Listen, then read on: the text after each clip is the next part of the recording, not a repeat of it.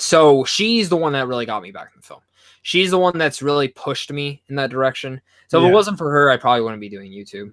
To be honest, I probably wouldn't be. She was the one that's like, hey, like you are knowledgeable in this shit. You need to do it.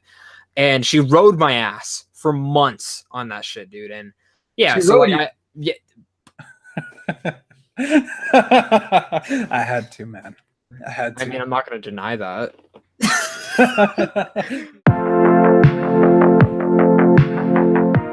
What's going on, guys? John here, finally back with another video. I know it's been a while, and I can go into details of why I've been gone here from the YouTube space for a while now, but I kind of want to just focus on this show, and it's just going to be simply called Real Talk, and it's going to be me and a special guest just sitting down having a conversation from, we're going to talk about movies. Obviously, this is a YouTube movie community space, but we're also going to talk about sports, politics, dating, anything, life in general, and I've always been fascinated with these type of shows. And that's why I was like, you know what?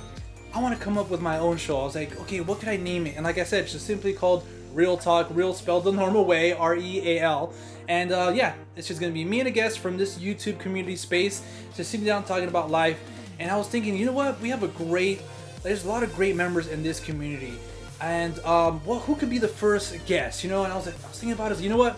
No, I know exactly who's going to be my first guest. And obviously, you can tell from the thumbnail and the title, that's none other than Mr. Zach Pope. And me and Zach just sat down, asked him about how he got started on YouTube, his love of movies, where did that start? And we just have a conversation like the way me and Zach normally would, without the cameras rolling. So hopefully you guys enjoy this. I do have a few other guests lined up so this could be a weekly show for you guys. So hopefully you guys like it. Leave all your thoughts on the comment section down below.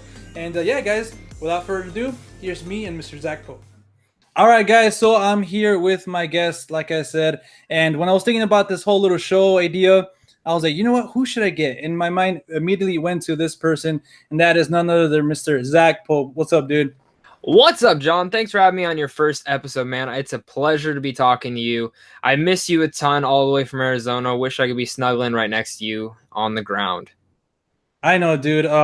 But September is almost coming soon, so we're gonna get to chill a little bit more, hopefully. Oh, hell yeah, the Schmodown, man. Schmodown, man. And we were just talking about it too. So Schmodown, how would you say overall the experiences were for you? Oh, the Schmodown, dude. Oh, both times. I mean, it's just like I watch every single episode on YouTube, and it's like such a wide string of emotions. Like when you watch it, like it's so entertaining and seeing how much it's evolved. But these live events are more insane, and it's more insane to like. It's crazy how these people like treat everyone like rock stars. Okay, like everyone treats them like rock stars, which they are rock stars, but at the same time, they're just normal people too, and you got to treat them like that too. And I mean, I think I definitely liked the first one more just because it was like the first time. Yeah. But I think the second time, I think the coolest thing for me was when we met William Bibiani right at the end. Like I thought that was the coolest experience I've ever had. Like, the whole show was interesting and intriguing. The whole 5 horsemen walking out, that was fucking awesome. Yeah, that was insane. And you should have brought your damn V for Vendetta mask again. I know, man. Fuck. This time you have to, though. Whatever. Dan I'm just gonna, you know what I mean? So you kind of have to, but I just love the experience, but really meeting William Bibiani and just getting to talk to each and every Schmodown member in a small sense was really cool. Having Gray Drake sit behind us and hearing her commentate was really cool as well, because, you know, like she's just an audience member at that time. And again, it's just these people are normal people living their lives, doing what we want to do for a living. And I love that. I love that whole aspect. And man, dude, like I always sit there and I'm like, man, how would I do in the Schmodown? And there's some days where I'm like, fuck, I'd be so good at this. And then there's other days where I'm like, holy shit, I would suck. But I will say, if I was in that match with Andrew Guy and Dan Merle, I would have won. I almost got every single question right. Every single question right. Yeah, so better watch out, Dan. I'll fuck you up. Damn, Dan Merle. Dude, that was definitely surprising. The other day, I don't know which one it was. I think it was a more recent one. I think it was, what's her name? It's Dan Merle's lady. I don't really know her name. I know you're talking about that. She's in the Inner Geekdom. She's awesome, dude. She's so good. She's so good. I definitely would have won that one. Really? I think she won up against Emma 5, yeah. Yeah, and she almost lost. And see, would you be better in the Inner Geekdom? To be honest, I think so, but I'm scared of like Lord of the Rings. See, that's why Harry Potter, I'm doing good. See, Harry Potter, I suck at. But when it's multiple choice, I'm not too bad. If I got multiple choice every time, I can usually get them right. But Inner Geekdom, Star Wars, hell no. Like I love Star Wars, but those things are deep. But anything Marvel, DC, like all those DCU ones, they always say like, oh, they're so deep cut. I'm like, no, they're not. Like this is just like these are general knowledge from the DCEU. I think the only ones I'd probably get wrong are some of the Man of Steel ones they've asked, just because like it's been a while since I've watched that film. But everything else I can like pretty much get right down. Same with the MCU. Some of the older Marvel stuff, like Blade, I would have to do some like multiple choice on. But yeah, no, Harry Potter, I'd have to have multiple choice on. But Lord of the Rings, hell no. Hell I love those movies, but Star Trek's another one. Star Trek's another one. I suck at Star Trek. So Star Trek is something I actually want to get into. Better. Really? See, I think I would do better in the normal one because like there's Disney in there, and every Disney question I almost get right. Animation, almost get all the animation ones right. Horror, even if I haven't seen the horror film, I usually can get it right. And same goes to action adventure. For some reason, those ones always stick with me, even like you know what I mean.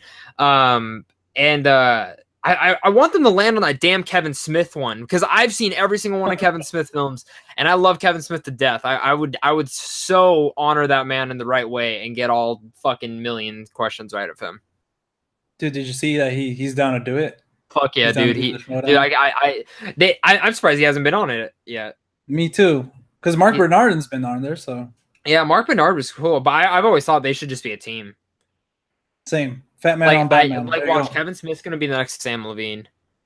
Do you think so? Yeah, because you know what? Every time I think I've heard him in the Joe Rogan podcast, and he seems like he just knows a lot about movies. Like, dude, in general. Fuck yeah. He's so fucking smart when it comes to that shit. Like, he's just been in the industry forever, though. Yeah, that's true. I think even before he started making, like, his own films. And that's something I really like about him. That he makes films like that he wants to watch. Well, that's why I like Yoga Hosers. I don't know. Have you seen it? Nah. The one with his daughter, right? Yeah, fuck yeah. So I went to the movies. I literally scoured to find this fucking movie because I wanted to see it. I own it. I spent like $30 on the Blu-ray. Kevin Smith, you're welcome. And I went to the theaters and supported it. Now, is it the best movie in the world? Fuck no. The movie's, if you're watching this, Kevin Smith, I'm sorry. It's pretty shitty. But I enjoyed it. Like, I still enjoyed it. Like, it's a guilty pleasure of mine. Honestly, like, it's a guilty pleasure of mine. It's probably the weakest film he's made, to be honest. Yeah. But it's worth seeing just to see how fucking wild it is. And that's where I'm at with Kevin Smith, is that I love that mentality of him. Tusk was batshit crazy. Love Tusk, though. My favorite film he's probably made, though, is Dogma. And yeah, Dogma or Mallrats. I think those are probably my two favorites of his. I love Dogma, though. That was the first one I ever saw of his. I don't know if you've ever seen it. Dogma, yeah. I remember watching Alan Rickman, the shit monster. And then like Brad and Matt, they're like angels or something, right? Yeah, they're angels trying to get back into heaven. It's such a batshit crazy movie. It pisses me off. The Blu-ray's like $200. Is it really? Yeah, you can't find it anywhere. What the hell? It's out of print? Like kind of it's one of the out of print ones. Yeah, you know what else is out of print? Ace Ventura. You have to buy them together. You can't buy the first one by itself. You know what? I feel like I just seen that one like at one of those, you know, like not named brand stores, like just one of those local ones. I feel like I saw Apocalypse. What did you just say? Apocalypse. Apocalypto. Yeah, I just saw that one. It was like $80 at a store, and I saw Dogma for $70. I was like, "What the fuck's this $70?" Like, I have it on DVD, but I'm like, "No, how am I ever going to spend like $200 on that movie?" Because then my luck, I'll buy it and then they'll re-release it. I know, right? But what's the most you'll spend on a Blu-ray? Probably that $120 set for Batman the Animated Series. Oh, dude, I can't wait for that. And that's so the most expensive thing. I think the most expensive Blu-ray I spent before that was like $30, and that's for a steelbook, and just in general. I try not to buy movies new anymore unless I really liked them or I really like the steelbook, just because it's a lot of money. Like, I usually try to give it, like, I've recognized, like, at Best Buy, for instance, if you wait, like, a week or two after it comes out, they drop the price, like, $10. So, like, I just got Samurai Batman. I got, what else did I get? I got a couple of the new releases for, like, literally, like, $14. And they just come out. Or I have, like, a local store I go to that literally, like, if you look at my background in my reviews, there's always these yellow little price tags on the side of them because I just never take them off. That's the store I go to. It's Zia. And like no joke, like the amount of film, like almost every movie I bought is from there because I have a ton of fucking credit there because I trade in a bunch of shit there, but two, they just have like every good deal. Like I'm trying to look over here and see what movies I have over here that I got. So like I got Land Before Time Blu-ray, $5. Like who the fuck don't like Land Before Time? Like I got Star Wars, all the Rebels seasons for $30 on Blu-ray, all of them. That's a good deal, especially since they're all $30. So it's just something special, you know. Like I love these like more underground, and plus you find Blu-rays that you didn't even know they're Blu-rays. Because so I have two guilty pleasures in my life, and one's This Means War. Yes, the Tom Hardy and Chris. What really? Chris Pine. Dude, I love that movie, and I found it on Blu-ray there, and it made my life. Yes, it's a horrible movie, but I don't know why. I really enjoy it. And then The Sorcerer's Apprentice with Jay Baruchel and Nicolas Cage. I have that on Blu-ray too. I haven't seen that. And that I heard it's bad, but it's bad, but I enjoy it. Like I have probably only seen it twice in my whole life, but I just loved it. I loved it. I there's a couple guilty pleasures like that. Like I saw The Spy Who Dumped Me, and I can actually talk about the film now. Okay. The reviews are bad for it. And I see that the film is horrible. I enjoyed it though. I gave it a B-. I thought it was fun. I thought it's stupid, but for some reason those parody or comedy spy films always work for me. They always get me in them. And I don't know what it is. Like Austin Powers is probably one of my favorite comedies of all time. And yeah, I'm just always into those kind of spy films. Dude, so one thing I wanted to ask you. Now that we were talking about Blu-rays, when did you start collecting Blu-rays? Because I started like last year. Really? So okay, like last year. So you know FYE? Yeah. So I used to work at this place called Amazing Jigs. My first job. It fucking sucked. It's horrible. It's like Dave and Buster's, but ghetto as fuck. And I hated it. And if my boss is watching this, I liked all my coworkers. I hated the job though, and I'm thinking you can even admit that. But my thing with that job though was there was an FYE right next door. Yeah. So I didn't have my driver's license yet, so I'd always walk across and like wait for my parents to come pick me up or someone to come pick me up or wait for my friend to get off work so he could take me home. I'd walk across and like look in there, and I'd usually spend my paycheck in there. And I just remember I remember my grandma got me a Pirates of the Caribbean movie, but on Blu-ray. And I was always like, really, like DVDs, like there's not that much of a difference. You know what I mean? There's not that much of a difference. But now I can't watch a DVD. Like that's my issue. I can't watch a DVD because now I can really tell the difference, especially if it's an animated film. Animated films, people are always like, they always look this up. No, they don't. Blu-rays do something special for anime films. Like I have all the Dragon Ball Z films or all the Dragon Ball Z seasons on Blu-ray, and I have them also on DVD. And when I watched both of them, because I wanted to see the difference, I actually have one going on my like laptop and one going on my TV. Total difference. Total difference. And so I remember the first Blu-ray I ever got. So I bought 3 movies this one day. It was Don John. I bought it on DVD because I didn't want to spend $30 on a Blu-ray for that. And then I found Pacific Rim, which is actually the first Blu-ray I ever bought. It was the first Blu-ray I bought with my own money. The first Pacific Rim, because let me see if I can find it. I love the litho cover because it's just that one's dope. I really like the movie. I was like, okay, if I'm gonna buy a Blu-ray, it has to be Pacific Rim. You know what I mean? So because it's fucking Pacific Rim, like the action scenes are incredible in that film. Yeah, and it's worthy to see it in HD. So now I buy every movie on Blu-ray, and I'm actually trying. I used to go back and try and rebuy DVDs that I had and put them on Blu-ray, and I usually only do that if it's older films now. So like I did it with The Shining. I'm gonna do it with Catch Me If You Can. That's the next one I'm gonna do because I still only have that on DVD. But I try to just get Blu-rays now. There's some films I still have on DVD. Like I bought all the Rocko's Modern Life. I bought the whole complete series, but that's not on Blu-ray. It's only on DVD. And I mean, but I'm picky now, and that's why I'm really afraid to buy a 4K because I know what's gonna happen is I'm gonna watch it in 4K and be like, "Fuck, I need to go to 4K now," and I'm gonna buy everything back. Start over again. So that's why, like, I have one 4K, but I haven't watched it, and that's Magnificent Seven. I only did it because the Steel book was cool, and so now I'm kind of like I know 4K looks great. And I mean, for me, there's not that big of a difference between Blu-ray and 4K. Like for me, I think there's like a little bit subtle difference, but not a lot. So, but the only thing that makes me sad is I know one day there's gonna be something better than Blu-rays, and I'm just gonna have to upgrade again. It's gonna be a never-ending process, bro. Yeah, or they're everything just go digital, and which I'll hate. So I love digital, and I don't like it. I think every film should come with a digital copy, though. Yeah, Every same. film should come with it. I hate when it's just a DVD and Blu-ray because I do download all the digital copies because I like them. Like if I'm on the road, I can just pull it up and watch it. So Yeah, exactly. I don't know. Like I love Blu-rays, and I mean I can see your background too. You can't really see mine because it's also the side of the wall, but I mean I just love them. But I also have an OCD order, so like, well, I like to call it where if I get a film and the second one or the third one suck, I have to buy it. Really? Yeah. So So even, I own all the Terminators. Why? I don't know. dude, I think it was you. I was listening to you guys' podcast. And didn't you say you didn't mind Salvation? Or was that what I'm tripping? So you want to see my ranking for Terminator series? All right, go. 2, 1, Genesis, Salvation, 3. What the Genesis? Really? I honestly, okay, but listen, I've only seen the film fucking twice. I saw it once in theater at like 11 o'clock at night. And the only reason I bought it is because I didn't really remember it because I kept falling asleep. Yeah. It was 11 o'clock at night. I was really tired.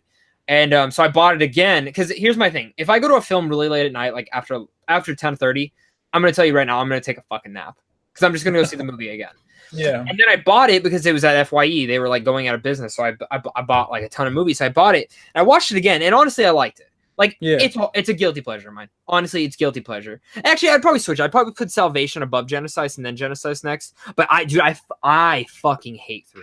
I hate the third. Really? Rise of the Machines? Dude, I've never liked it. I think it's boring. I think it's trash. I think it's utter garbage. Like absolute shit. I don't like it, but I grew up watching it plenty of times. Like Really? for some reason when I was younger, just put it on. And See, maybe that's why I also don't like it because I watched that one the most as a kid, and I just got bored of it. And I never got like I've only seen the first one quite a couple of times, but the second one's the one that I love. Like I've watched that one constantly. And like I remember one of the films I always watched as a kid though was Predator with Arnold. Yeah. First Predator is one of my favorite films too. So you excited about the new one? Fuck yeah. One of my most anticipated films for the rest of the year. I know the trailers aren't that impressive, but I have faith in Shane Black, dude. I have a lot of faith in him. And I mean, The Nice Guys, like I like the trailers for them, but I didn't like love them. To be honest, I might be the only person saying that, but I didn't love the trailers for it, but it came out and that film was my favorite film of that year. Yeah, definitely. I think it was like my number 2 behind Moonlight. I think they came out the same year. Dude, you know what? I still have not seen Moonlight. I own it. Really? I still have not watched it. Yeah, I don't know. Like I bought it the first day it came out because it's A24, and I just never watched it. Like I wanted to. It's just like I know it's a hard film to watch, and like watching those films, like Manchester by the Sea, it took me a while to go to the theaters and watch that. Like, I probably waited till like the last week it was out, just because even before the Oscars came out, and I was just really. It's hard for me to go see a film that I know is going to be depressing, and or like hard to watch. Which, fuck, I remember I watched it on the car ride to California. I fucking bought the digital copy. Fuck, I'm sitting in the back of my car, like trying not to fucking cry while my family's driving. I'm like, holy shit, this shit's fucked up. Yeah. So like that's why like there's some films I won't go and see unless like I have to. So like I'm trying to think. There's like one film I didn't see last year at the Oscars that I was like, I don't really care to. Phantom Thread. I hated that movie. I know. I just listened to one of your podcasts. You're like, oh yeah, I think it's overrated. I do. I honestly think it's Paul Thomas Anderson's weakest film for me. Really? I will say though, the score is amazing. And did the score win? Did the score win, or is that Shape of Water that won? I think no. Blade Runner won. Oh, did it? Okay, then okay. Someone's gonna correct it, so I'll look it up real fast. But, I really like that score, and I thought it was the best one. Yeah, Johnny Greenwood. He did the score for Shape of Water one. Shape of Water one. Really, Alexander Desplat? Okay, I mean that probably would have been my second favorite one because honestly, like Blade Runner. Okay, Blade Runner fans, listen. I love 2049. I did not think the score is great, but I didn't think it deserved to win. Like I think it really was between Shape of Water and Phantom Thread. I'm thinking about the cinematography. Cinematography is brilliant. Right? Cinematography was brilliant. Yeah, it fucking won. But again, I don't think I would have picked that for cinematography. Really? I think CGI, hands down. But I think that's actually no. Cinematography, yes, I would have picked that one. But a lot of people need to remember is that a lot of that CGI too. Yeah. So yeah, it is how it's shot and stuff. And all hail Why can't I not remember the guy's name? Deakins, Roger Deakins. Deakins, yeah. All hail Deakins. I'm so glad he finally won. And it is probably his best looking film besides Sicario, because I think Sicario is still probably his best looking film. Was great. This is one of my favorite films, dude. Denis Villeneuve, all of his films are masterpieces to me. Every single film I've ever seen of his. I think they're all masterpieces. I've yet to see Enemy. Enemy's on Netflix now. I know, and I got so excited. I was like, hell yeah. But for some reason, I wanted to own it, though. I wanted to own it and watch it. You gotta order it off Amazon.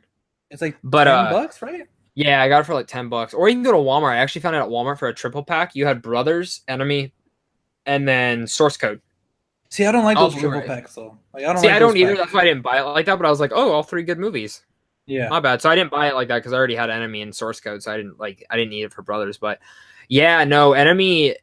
It's probably like the most unpopular opinion, but I do think Enemy or Arrival are probably my favorite films of his. Yeah. Arrival made me cry, dude. Arrival hit me pretty freaking hard, especially that ending. But Enemy for me is just, I think it's a masterpiece, especially after you watch Chris Stuckman's analyzing video on it. It just made me like open my mind up for that film even more.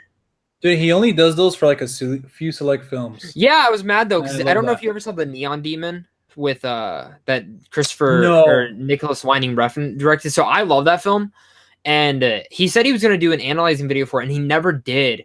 And I really wanted one because he did one for Drive and Only God Forgives. So I was like, oh, Neon Demon fits perfectly, and he just never did one. And I really wish he would have done it because that was a film I needed someone to like go and dig into because it's such an interesting film. See, I haven't watched it though. I heard a lot of good things about it. It's a fucked up movie. Dude. Like, no joke. Like, my jaw dropped so many times towards the ending, just because of how gross it was. Yeah, I got bloody. I feel like it's kind of like Raw. Am I wrong? I never saw Raw. I didn't see Raw. It's on Netflix though. I need to watch it though. I need to watch Raw though because I've heard it's excellent. I didn't see that or Thoroughbreds, and I need to see Thoroughbreds. Thoroughbreds was great. That's what I heard. I love Anya Taylor-Joy. And Anton Yelchin last Anton Yelchin's in there. Green Room. You see Green Room? Yeah, Green Room was great. Loved it. Top 20 for me. Love that movie. Of all time? Yeah. Love that movie, cool. Dude. Awesome. We can get into that too. That's one of the questions I wanted to ask you is like, what are some of your favorite films? I know Wolf of Wall Street's my. So for people who don't know me, Wolf of Wall Street's my favorite film. I watch it twice a week.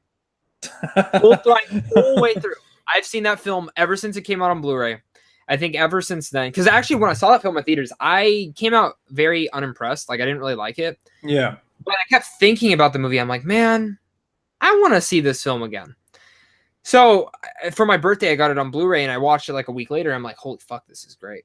And then I just kept watching and now I just watch it like consistently. It gets me motivated. My ringtone is Matthew McConaughey going, Dude, that seems great. But so that's one of my favorite films. So like my top 5 usually doesn't change. So my number 1 is Wolf of Wall Street. 2 is Toy Story, the first one, or Toy Story 3. It either switches. I just count that as all big one film. Yeah. Number 3 is Raiders of the Lost Ark. Love Raiders of the Lost Ark, dude. Hands down one of my favorite films. 4 is Django Unchained. It's my favorite Tarantino film. Really? Love it. And then number 5 is Catch Me If You Can. These are usually always my top 5. And then it kind of gets mixed in with Deadpool's usually finds its way in there. Guardians of the Galaxy usually finds its way in there. Pulp Fiction usually finds its way in there.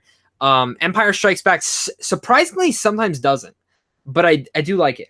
La La Land's in there. Love La La Land to death, dude. Love it.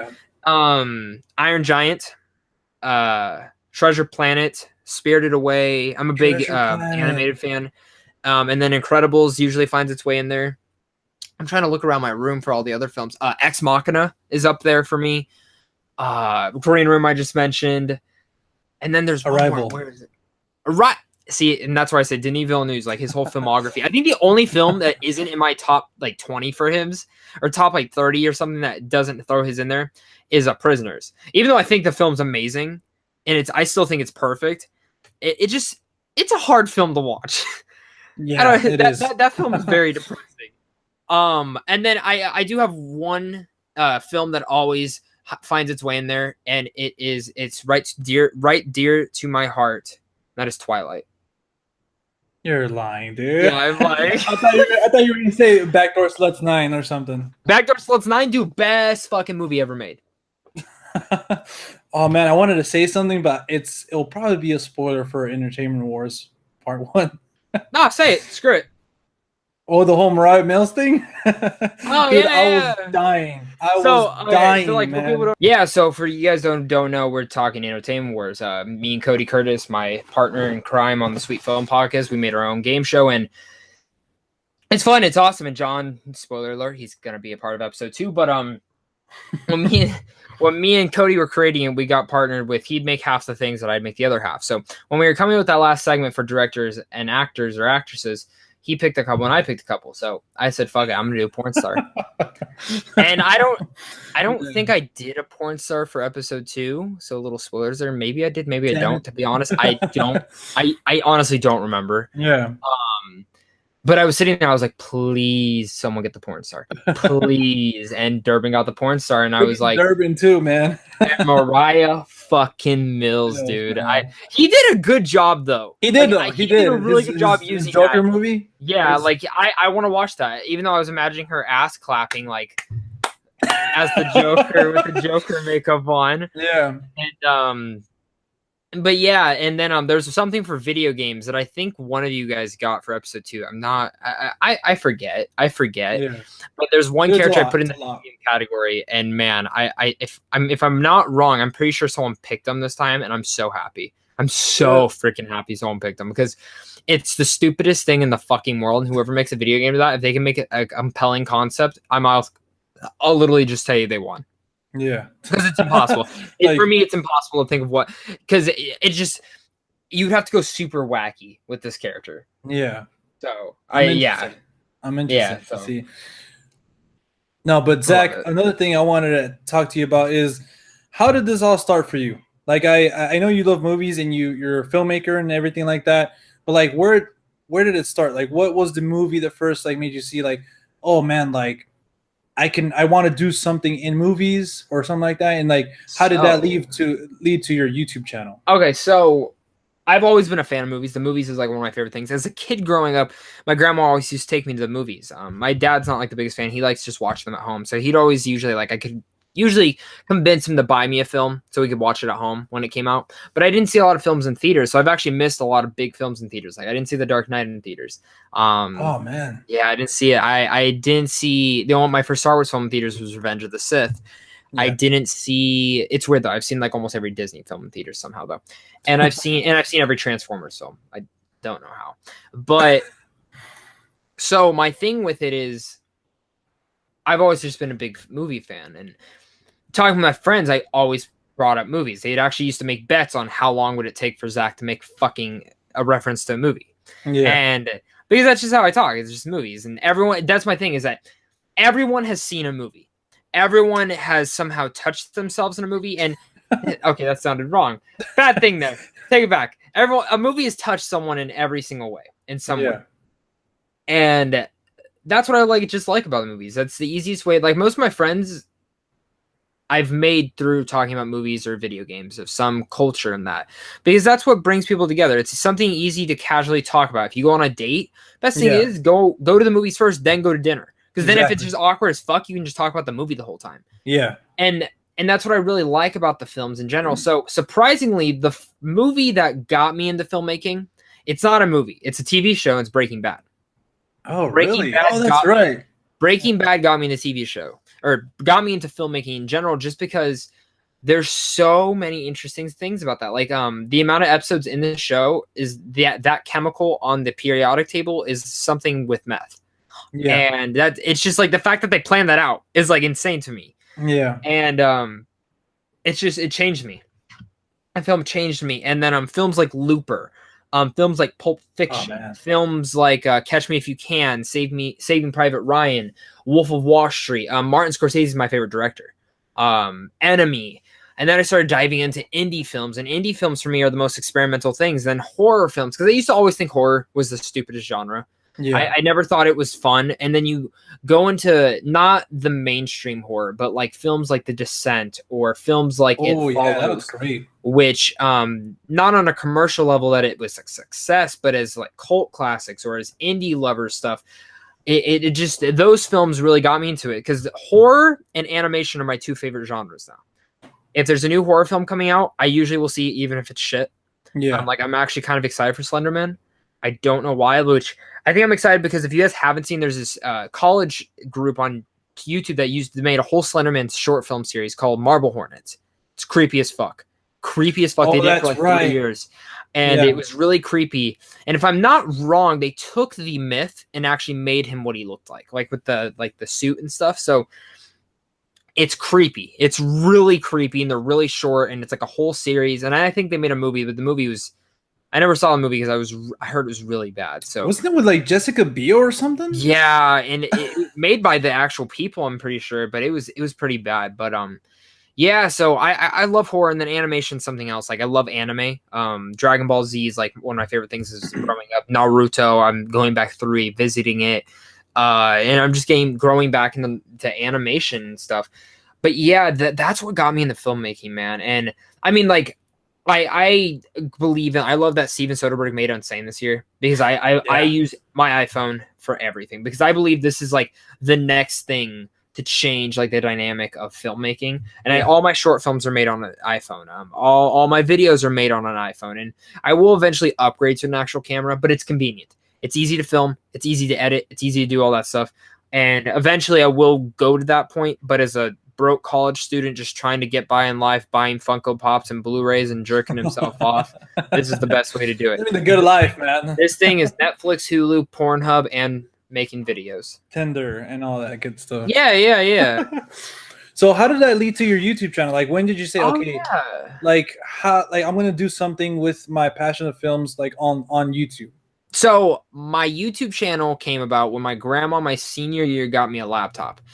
And I would film off the webcam, no editing, make a shitty thumbnail, and just fucking put it on YouTube. And those videos are horrible. They are all unlisted on my channel. I think I have 2 posted on a video that I reacted to. That's the only time I've done them.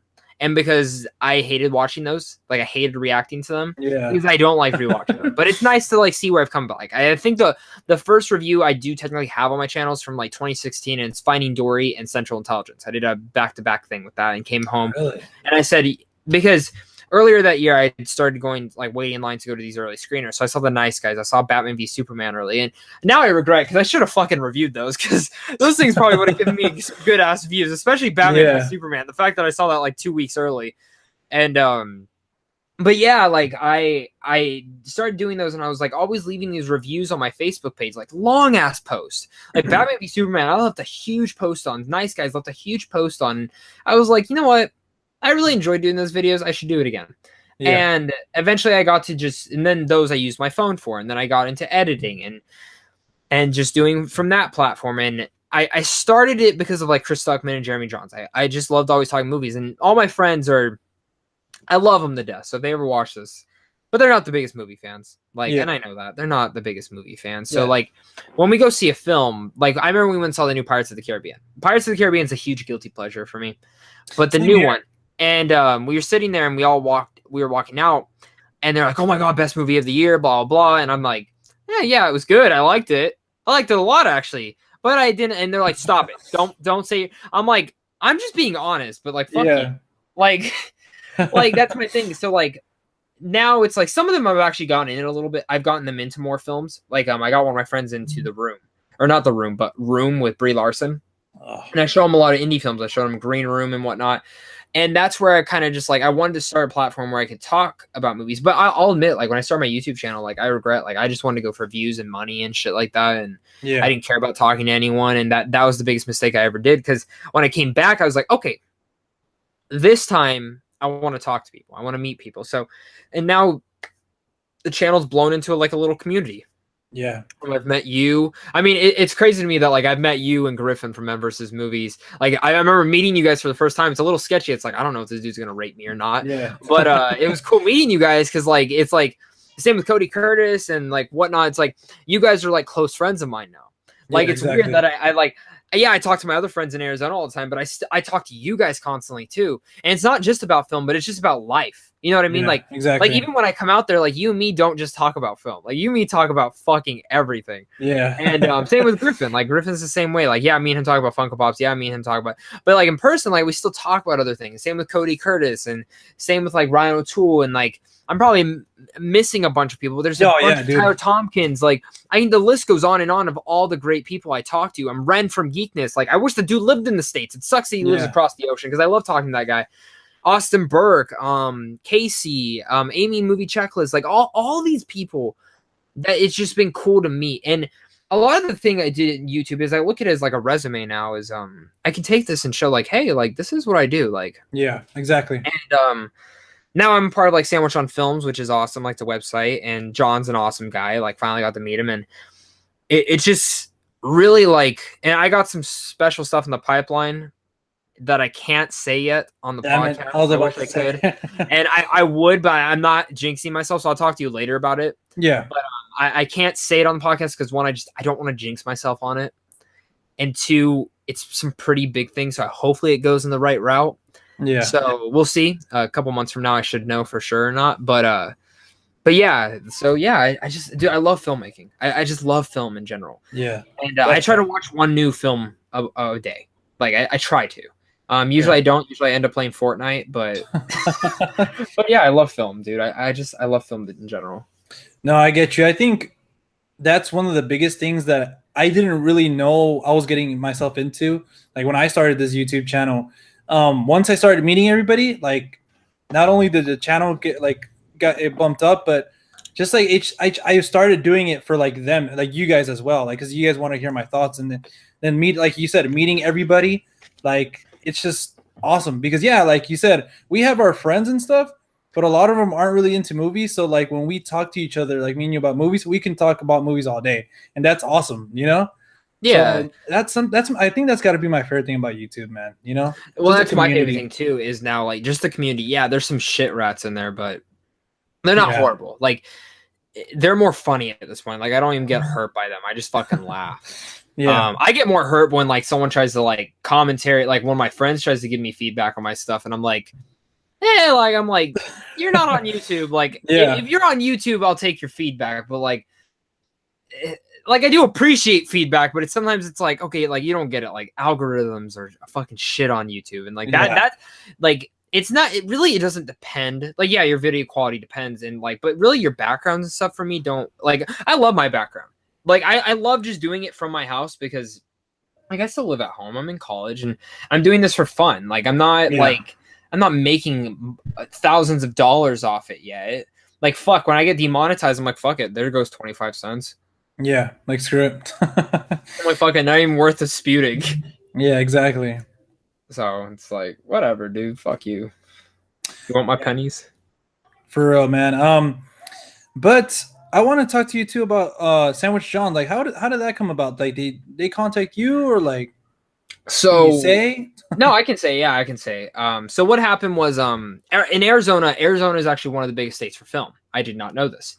I have a whole story about how I actually almost made a short film out here for like $20,000, which is fucking awesome. But that's a different story. And so what happened was, I would go to these. I wait in line all fucking day.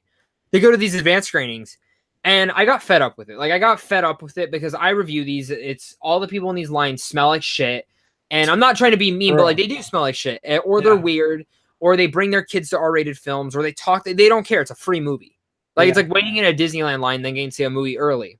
And I just got fed up with it. And I remember once at a couple screenings, I'd sit like in the non-press seats. And I'd just be pissed off. Like, I'd be sitting there. I'm like, the press section isn't filled. Like, there's tons of seats open.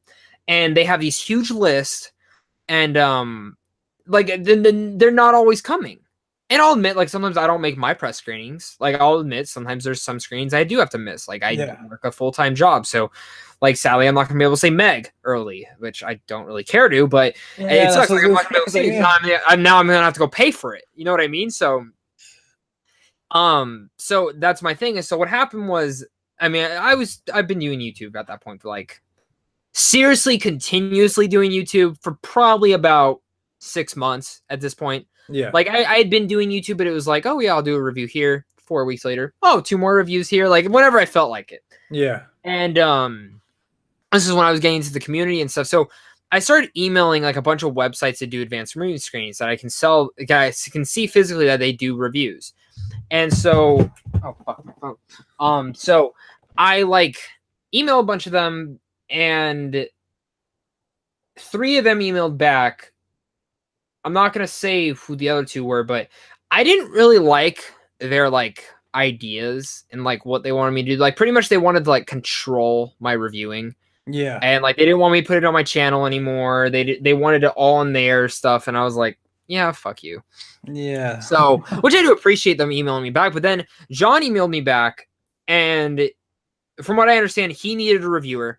It was perfect timing. I had a phone interview with him, and he started me on like the smaller films. So my first film I saw on like actual press was Last Flag Flying, which is the most underrated film from last year.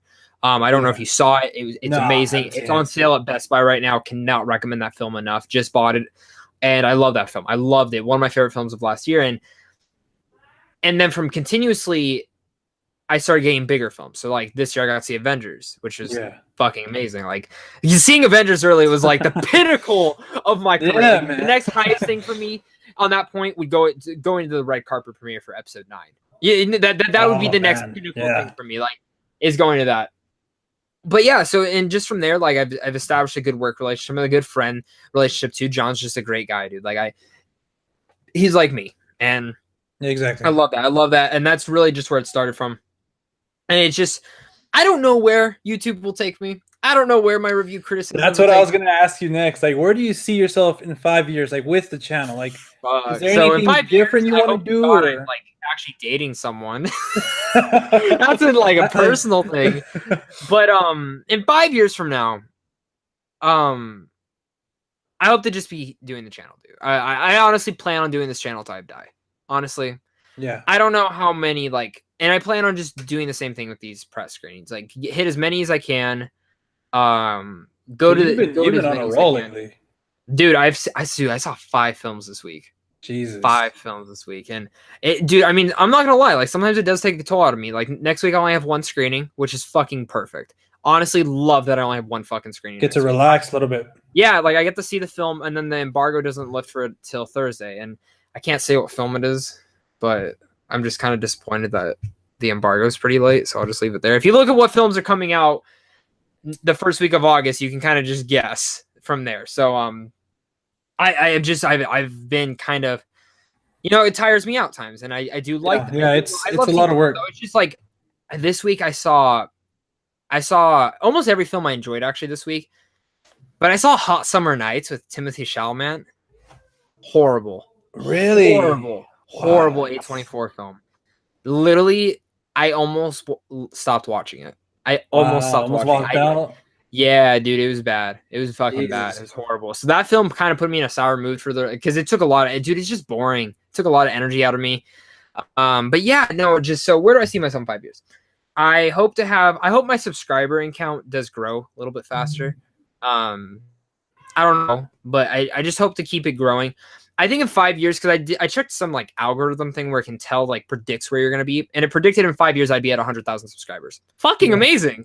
If I'm at more, awesome. If I'm at less, awesome. As long as I keep growing, because I'm actually almost at 2,000 right now, which is, dude, I never thought I would be even close to this by this point, or even by the end of the year. Yeah. My goal this year was 1,500 by the end of the year. And so it's great. I just love that. But in 5 years, that's where I want to be. Those things I was saying I can't talk about earlier, I hope those come into fruition. And also in 5 years, I also hope to have made a film that me and my friend wrote. It's a Christmas comedy, and it's really fucked up. It's a Christmas horror psychological thriller comedy that's fucked up, and it's kind of like Home Alone, starring Mariah Mills. But it's about 2 burglars, and if anyone tries to take this idea, fuck you, it's trademarked. I literally have this thing so I can talk about it publicly, and it's about 2 burglars who decide to rob a family on Christmas Eve. But what happens is they fucked up.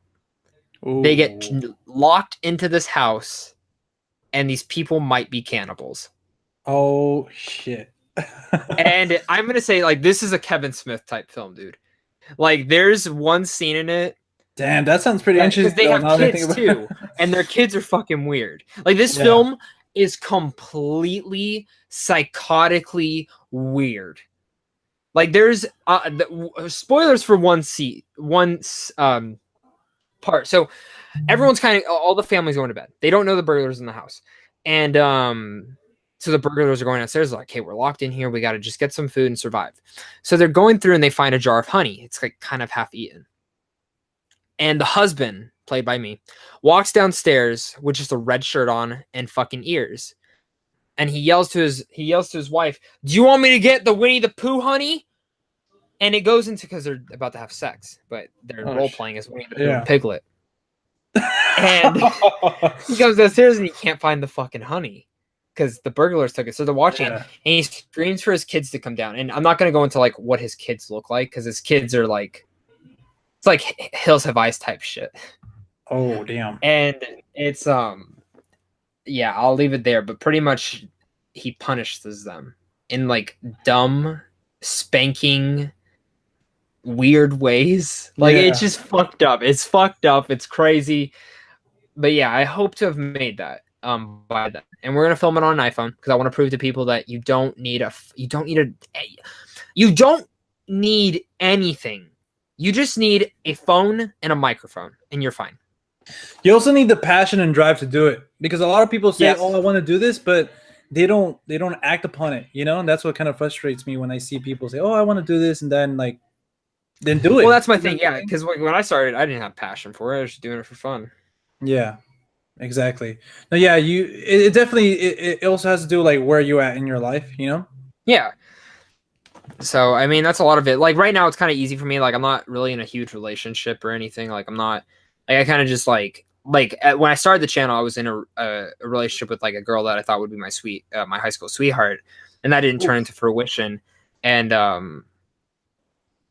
don't want to talk crap about it, like, because we're still friends today, like, yeah. And I just like and as much as like she did support me, but I just never felt like I actually got the support I needed.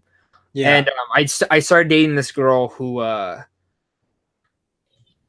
I still like a little inside, maybe. Yeah, like me and her are still close friends, and she's like out of state, like going to college and whatnot, and so she's the one that really got me back in the film. She's the one that's really pushed me in that direction. So if it wasn't for her, I probably wouldn't be doing YouTube. To be honest, I probably wouldn't be. She was the one that's like, hey, like, you are knowledgeable in this shit, you need to do it, and she rode my ass for months on that shit, dude, and. Yeah, so like I had to, man. I had to. I mean, I'm not going to deny that. He said, well. So, but yeah, like, she was awesome, and she's and a lot of other people, like a lot of friends or any other girlfriends I've had, have all really supported it in that effort. Which I like. Anyone who's ever supported my stuff, like, absolutely love them. I love when I meet people from like who I've run into people from college or high school, and they're like, "Oh, dude, I watch your shit. Like, that's awesome that you do it." Yeah. I'm a huge movie nerd too. I just like never thought, which goes to John Schnepp. Rest in peace to his soul, man. Oh man. Without him, dude, I wouldn't feel okay to be a sweaty. Yeah. And that's the truth, because he taught me it doesn't matter who you are, but you can be a sweaty, man. You can be a sweaty. Exactly. It's okay to sweat about a film. Like if you guys watch my trailer reactions for that I did for San Diego Comic-Con this year, Shazam and Glass, that was truly me reacting. Yeah, that it looks fake, but it's not. Like, I am truly reacting to how excited I am for those films. And that it's those bigger blockbusters that really get me. Aquaman I enjoyed, and same with Godzilla too, but those two things really hit me, man. Yeah, I still need to check them out. What the fuck? You haven't watched them yet? No, I saw the trailers, but not your reactions. Oh, okay. No problem. I forgive you now. No, yeah, man. No, but yeah, it's something too, because like you have your personal passions and you have your own life you got to deal with. So it definitely helps when you have those people, whether it be your family, your friends, or your significant other, that support you. You know, it definitely becomes easier for that. Yeah, no, I totally agree. But you know what, man? I had a lot of fun with this. And you definitely gotta come back. We gotta talk more shit. Nah, we gotta rank like freaking porn stars or something next time. Dude, fucking down. Fucking down. Is Mariah Mills in your top 5? Top 10. Top 10. Okay, top 10. What's one that's in your top 5? I'll try to think of one too. Fuck, dude. Fuck, dude. Honestly, so like I'm in the Black Girls. So Diamond Jackson. I have no idea who that is. Dude, look her up. Treat yourself. Treat yourself, dude. Gosh, what's her name, man? I know she has a big butt. So every porn star almost. or like Valerie or Ava Adams. Oh yeah, she's in my probably top 10. Probably top 10. I think her name is Valerie K or something. Yeah. She's cool, man. I'm gonna touch myself after this. Yeah, dude. Okay, all right, guys. We'll be back right after this. No, but yeah, man, Zach. I love you, man. You're one of my closest friends. I like that movie. I love you, man. I know, dude. I just saw it. Underrated. I just watched it again. It's so good, dude. It's on Netflix. Yeah, it's so great. I fucking love it, dude. And then like every time I watch it, there's little things, little jokes I never caught before. You're the Jason Segel to my Paul Rudd. Oh fuck yeah, dude. Wait, who's Jason Segel? You. Okay, I'm done. Forgetting so emotional, but yeah, man. Thank you so much for being my first guest on this. Hopefully, this goes good, man. I like just talking to people. I liked it, dude. I liked it. Seriously, invite me back whenever. Like, I love just talking like one-on-one personal time with you. And I still need to get you on the Sweet Film podcast. Yeah, we do, dude. Because I really, like I said, I said a few times on this that I've just been listening to that. But yeah, definitely we'll have you back. And yeah, this was a lot of fun, man. Thank you for making the time. Oh, thanks for having me, dude. This was a lot of fun. Like, I can't wait to do it again, and I can't wait to see y'all cute ass. All right, guys. So we'll go right now to the little clip at the end. All right, guys, so there you have it. That was the first episode of Real Talk. Hopefully you guys enjoyed it as much as I did. And again, special thanks to Mr. Zach Pope for being my first guest and making the time. And guys, again, if you guys have not followed Mr. Zach Pope, all his links are going to be in the description down below. I'm pretty sure you guys follow him already, but just in case, make sure to go check out his content. He's one of the top guys doing it today, in my opinion. But like I said, hopefully you guys enjoyed this episode. Next week I'm gonna have another one for you guys, to look forward to that. And then guys, if you guys want to follow me outside of YouTube, you guys can at The Real Talk with 2 Ks on Instagram and Twitter. And until next time, I'll see you at the movies. Later.